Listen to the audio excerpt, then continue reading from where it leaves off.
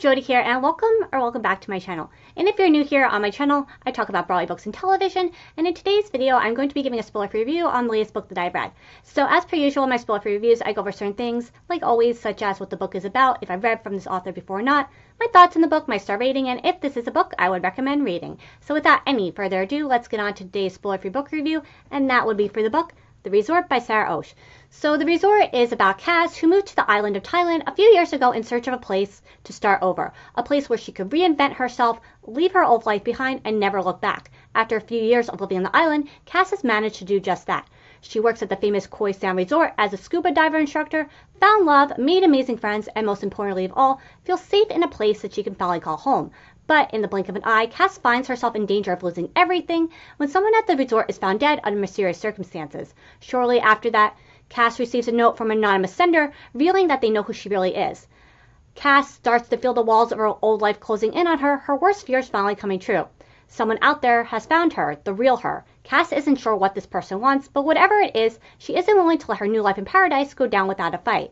Not only is this the first book by Sara Ochs that I've read, but The Resort is actually also this author's debut novel as well. And I would be open to reading from this author again. As far as the next book by this author that I would want to read, it would be their second book, This Stays Between Us, which recently came out this past summer.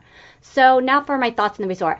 I definitely have some feelings on this book, and sad to say they are not all positive. That being said, there were things about the book that I liked, so first I'll talk about what I liked and then what I didn't. For one, I thought this was a really great atmospheric read. The author did a great job of setting up a clear picture, setting of where the story takes place, which is in Thailand at this amazing resort. Everything in the story was incredibly well described in detail when it came to the island, and written about so well as though you felt like you were right there. Two, I liked the writing. I thought the story itself was very well written, being one that was very easy to read and follow along to. Lastly, as far as what I liked about the book, I thought everything came together really well towards the end of the story. During the last portion of the book, the story picked up in pace, with a full-on action-packed like sequence that had you on the edge of your seat, not knowing what was going to happen next. Now for what I didn't like about the book. The major issue that I had when reading this book is that I felt it was just way too long. The Resort is a mystery thriller that comes in around 424 pages in paperback. Any book that I start to read is a book that I will finish reading. Not finishing a book is just not something that I do.